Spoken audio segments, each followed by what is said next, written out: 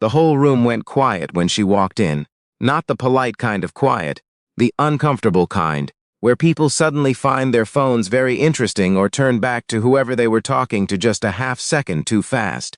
I noticed because I was standing near the entrance, holding a clipboard I didn't really need, doing what I always did at these events, trying to look useful so nobody asked me why I was there. Her name was Vivienne Okaforbrandt. I didn't know that yet. All I knew in that moment was that she moved through the doorway of the Fairmont Royal York's Grand Ballroom, with the particular kind of stillness that comes from years of practice. The stillness of someone who has learned to give nothing away. She was wearing a deep burgundy blazer over a cream blouse, her natural hair pulled back, and the left side of her face bore the kind of scarring that catches light differently from skin. It ran from her temple down to just below her jaw, smooth in places, uneven in others, the color shifting between her deep brown complexion and something pinker, rawer underneath. She was stunning. I mean that without any poetry attached to it. She was objectively, simply stunning, and the room had turned its back on her in about 4 seconds flat. I was 26 years old. My name is Miles Ashworth. I was at the time a junior communications assistant at a mid-sized nonprofit called the Heron Foundation, based out of Toronto. We organized an annual gala every February at the Royal York, one of those black-tie fundraising dinners where Bay Street money meets charitable causes and everyone goes home feeling slightly better about themselves. It was the kind of event I'd spent 6 months helping plan and about 45 minutes actually enjoying before my stomach knotted up from trying to manage 17 things at once. The Heron Foundation's biggest donor that year was a man named Lawrence Okaforbrandt. He ran a private equity firm out of King Street, the kind of operation that doesn't advertise itself but whose name you'd recognize if you moved in certain circles. He'd given the foundation just over $400,000 the previous fiscal year. When Lawrence Okaforbrandt sent his RSVP, my director, a cautious woman named Sandra Fitch who'd been running galas since before I finished high school, had circled his name in red pen and said to me, "This man is not to feel anything other than appreciated tonight." So when his daughter walked in alone, I paid attention. Vivienne made her way to the cocktail area at the edge of the ballroom. She took a glass of sparkling water from a passing server, thanked him, and I noticed she actually looked at him when she did it, held his gaze, said thank you like she meant it, and then positioned herself near a tall window overlooking Front Street. The city was dark and glittering outside. She looked out at it. Nobody came over. I watched for probably 7 or 8 minutes. A group of women from a Bay Street law firm that always bought a table passed close enough to her that one of them almost brushed her arm. The woman shifted direction slightly, said nothing. 2 men from the foundation's board circled the cocktail area twice. Neither of them stopped. One made eye contact with her briefly and then looked down at his drink. I knew what I was watching. I'd seen it before, not often, but enough to recognize it. The specific social mathematics of exclusion, where everyone's individual decision to look away adds up to something cruel without any one person having to intend cruelty. Nobody was being deliberately unkind. They were just being comfortable, and their comfort was its own kind of verdict. My supervisor, a guy named Greg Tulloch who'd been at the foundation for 11 years and treated every gala like a military operation, had told me twice that evening to keep moving, stay backstage, manage the timeline. I had a radio clip to my jacket and a sheet of paper with 11 time-stamped cues on it. I was not supposed to be mingling. I set the clipboard down on a nearby table, took a breath and walked over to her. I want to be honest about what was going through my head, because I've told this story a few times and I've noticed the instinct to make myself sound braver or more selfless than I was. The truth is that most of what I felt walking across that room was just ordinary nervousness. The same nervousness I felt approaching anyone at a professional event where I might say the wrong thing, come across as too young, too eager, not polished enough. I didn't think of myself as doing something courageous. I just thought, she's standing alone, that's not right, go say hello. Hey, I said, which was not a stunning opening line. I'm Miles. I'm with the foundation. Can I ask how you're finding the evening? She turned from the window. Up close, the scarring was more intricate than it had seemed from across the room. The texture of it, the way it caught the light from the chandelier above us. She studied me for a moment with an expression I couldn't quite read. Vivienne, she said, Lawrence Okaforbrandt's daughter. She said it with a specific kind of flatness, like she was getting the identification out of the way early so I couldn't pretend I hadn't noticed the connection. Nice to meet you, I said. Is this your first time at the gala? Third, she said. I didn't come the past 2 years. Any particular reason? She glanced out the window again briefly, then back at me. I had a rough few years. Fair enough, I said. There was a pause. I've learned since then that silences don't have to be filled. I didn't know that yet, so I said, the food's actually decent this year. We switched caterers. Something shifted in her expression. Not quite a smile, but the possibility of one. High praise, she said. We had a meeting about the canapes, I told her. An actual scheduled meeting. 45 minutes. And what was the consensus? Salmon's risky, brie is safe, and nobody agreed on the mushroom tart. She laughed. It came out like she hadn't expected to. She put her hand over her mouth briefly, like she was catching it. I should probably tell you, she said, that you're the first person who's spoken to me tonight, other than the server who offered me water. I didn't know what to say to that, so I said the most obvious thing. That's a shame. It usually is, she said. And there was nothing bitter in her voice. Just something quiet and a little tired, the way people sound when they've made peace with something that shouldn't require making peace with. My radio crackled. Greg's voice came through. Miles, where are you? Dinner service starts in 4 minutes. I looked at Vivienne. She was already gesturing. Go. It's fine. I'll have to. I started. Of course, she said. I'll come find you during dinner, I said. If that's all right. She looked at me again with that same unreadable expression, and this time I thought I understood it a little better. It was the look of someone who has been given promises that don't get kept. Sure, she said. I meant it. I did go find her. She was seated at table 7, a mid-room placement that felt accidental rather than considered, not close enough to the stage to suggest importance, not far enough back to be invisible. She was beside an older couple who'd introduced themselves, and then pivoted immediately into conversation with the people on their other side. Across from her was an empty chair where someone had apparently switched seats. She was eating her salad and reading something on her phone. I sat down in the empty chair. A server appeared immediately to remove the place setting. You actually came, she said. I said I would. People say a lot of things at galas. That was the first time I heard her say something that carried a small, sharp edge in it. I didn't flinch from it. I said, then I'll just have to be the exception. She put her phone down. We talked through the entire 3-course dinner. I missed 2 of my 11 timeline cues. Greg sent me 3 radio messages, each one slightly more strained than the last. I heard them all and decided I'd deal with the consequences later. Vivienne had studied fine arts at OCAD University and then done a master's in arts administration at York. She'd been working for 2 years at a small gallery in Kensington Market that focused on Indigenous and Black Canadian artists. She was 29. She loved hockey in the abstract, but hadn't watched a game in 3 years. She was rereading a book she'd first read at 16 and finding it completely different. She didn't like desserts that were too sweet. I told her about growing up in Sudbury, about moving to Toronto at 22 with a communications degree and more optimism than savings, about how I'd ended up at the foundation almost by accident, applying for the job because a friend sent me the posting and not expecting to actually get it. You seem like someone who ends up places by intention and then pretends it was accident, she said. What does that mean? It means you walked across a crowded room towards someone everyone else was avoiding, and you're framing it to me as just doing your job. I didn't have an answer for that. She was right, and she'd spotted it before I had. Why did you come back to the gala? I asked her 2 years. She was quiet for a moment.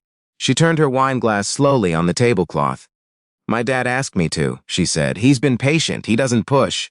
But I knew he wanted me here. He still believes in. She gestured at the room, the chandeliers, the crowd in their formal wear of this. The idea that people are basically decent if you give them the right context. And you don't believe that? I believe it intellectually, she said. Emotionally is trickier. I thought about the 7 minutes she'd stood alone at that window. I thought about the board member who'd looked at her and looked away. I think your dad might be more right than tonight suggests, I said. Tonight was a bad sample. She looked at me carefully. I had an accident, she said. 3 years ago, I was driving on the 401 just past Pickering, late November, first ice of the season. A transport truck lost control and hit a smaller car ahead of me. I stopped. There was one inside. Her airbag had deployed. She was panicking and couldn't get the door open. I got her out. She paused. There was a fuel leak I didn't know about. The car caught while I was pulling her back. She said all of this in an even, measured voice, like she'd found the version of the story that she could tell without it undoing her. The woman was fine, she said. Broken wrist. She sent me flowers in the hospital. Lilies? I started and stopped because nothing I was about to say was adequate. People were kind at first, Vivienne said. There were news articles. My picture was everywhere, the before picture, from my Instagram. Very kind articles. She touched the edge of her jaw, not the scar, just the other side, briefly, and then the article stopped. And I still had to go out in the world with my face. I didn't try to reframe it or silver line it. I just said, "I'm sorry that happened to you." "Thank you," she said, and I could tell she meant it, the way she'd thanked the server earlier, looking right at the person, meaning it. The program started. The foundation's executive director gave remarks. There was a keynote speaker, a researcher from U of T, who worked on indigenous housing policy. During the applause between segments, Vivienne leaned slightly toward me and said quietly, "You're still going to be in trouble with Greg, you know?" "Probably," I said. "Was it worth it?" I looked at her. "Ask me in a few months." She smiled then, a real one, not cautious, not partial. It changed her whole face, both sides of it. Greg did pull me aside after the program. He wasn't angry exactly. Greg rarely got angry, he got precise. He said, "You missed the lighting cue for the video package, and the dessert service started 2 minutes late because I didn't know where you were." Then he said, after a pause, "She looked like she was having a good time." He walked away before I could respond.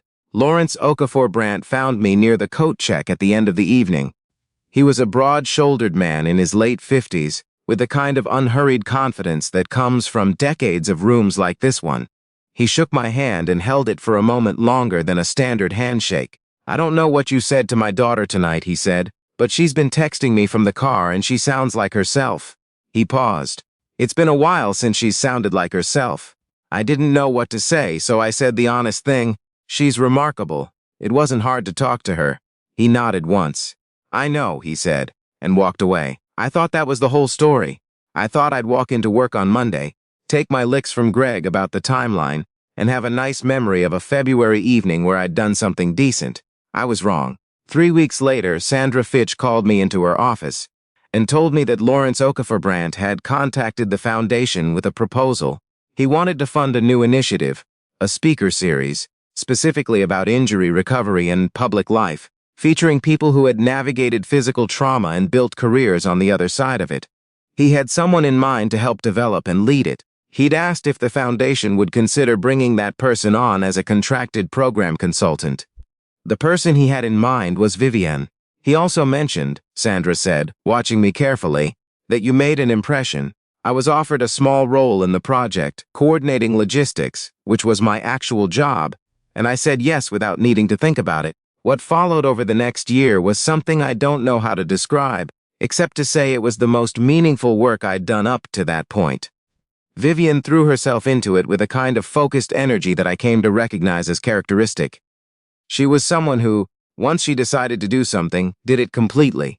She developed a curriculum. She sourced speakers from across the country, a veteran from Edmonton who'd lost a leg in Afghanistan and was now a marathon runner, a teacher from Vancouver who'd survived a house fire and gone back to her classroom 3 months later, a young woman from Halifax who'd had a facial tumor removed at 19 and had spent the past decade doing public speaking in high schools. I sat in on every session. I watched Vivienne moderate conversations with a precision and warmth that made the speakers feel safe enough to go to the hard places. And I watched the audiences. Corporate HR teams, social workers, medical students, high school guidance counselors, leaned forward in their chairs. The first time Vivienne spoke as part of the series rather than facilitating it, she didn't announce she was going to do it. We were doing a session for a group of arts administration students at Ryerson. She'd helped me remember to call it Toronto Metropolitan by then, and midway through, after the scheduled speaker had finished, she simply set down her notes and said, "Can I tell you something about my own experience?" The room went still. She talked for 12 minutes. She talked about the 401, about the November ice, about the smell of fuel and the sound of the car door finally giving. She talked about the hospital, about the first time she looked in a mirror, about the moment she understood what her face would look like going forward. She didn't perform grief. She didn't perform courage. She just told the truth, in the same even voice I'd first heard at table 7, except this time the evenness felt deliberate rather than protective. She'd chosen it. It wasn't a wall anymore. It was a floor. When she finished, a student in the third row, I noticed her because she'd been very still the entire time, raised her hand and said, "How did you decide to come back?" Vivienne thought for a moment. Then she said, "Someone talked to me at a party and acted like I was a person." She didn't look at me when she said it. She didn't need to. I felt it anyway. The series ran for a full year. It expanded into 3 cities: Toronto, Calgary, and Halifax. The foundation raised enough in its wake to make it a permanent programming pillar. Lawrence continued his support and brought in 2 other donors from his network. There were hard parts. There always are. A magazine ran a piece about the speaker series that was well-intentioned but got things wrong. It framed Vivienne primarily as Lawrence's daughter, as a product of his charity, rather than as the person who had built the program. She read it on a Thursday morning and was quiet for most of the day. I found her in the small kitchen near our shared workspace, staring into a cup of coffee. "You want to talk about it?" I said. "Not particularly," she said. "Okay." I made myself a coffee and stood beside her. We stood there for probably 5 minutes without saying anything. "It's the word Harris," she said finally. "I built this. I developed the curriculum. I found the speakers. I ran the facilitation training." "You did," I said. "I'm his daughter and I'm proud of being his daughter." "But I built this." "You did," I said again. "And anyone who came to a session knows that." She was quiet for another moment. Then she said, "Thank you for not trying to reframe it." "I wouldn't dare," I said. "You'd see through it in about 4 seconds." She laughed again a little unexpectedly, like the laugh came before she'd decided to let it. And I thought about the first time I'd heard her laugh, at a cocktail hour on a February evening, at a joke about mushroom tarts. How far we'd both traveled from that window overlooking Front Street. 6 months later, the foundation held its annual gala again. Different venue that year, the Globe and Mail Center down on King. A sleeker space, less old-world grandeur than the Royal York, but with these enormous floor-to-ceiling windows that filled the room with the evening sky. Vivienne was on the program as a speaker. A proper speaker, name in the program, headshot, full bio. I was still doing communications, still managing timelines.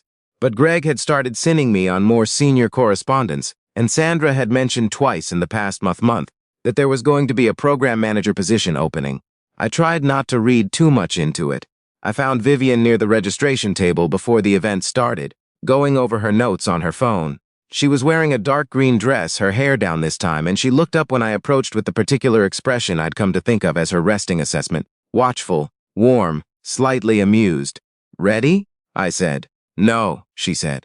"But that hasn't stopped me yet. You're going to be brilliant. You always say that. I'm always right."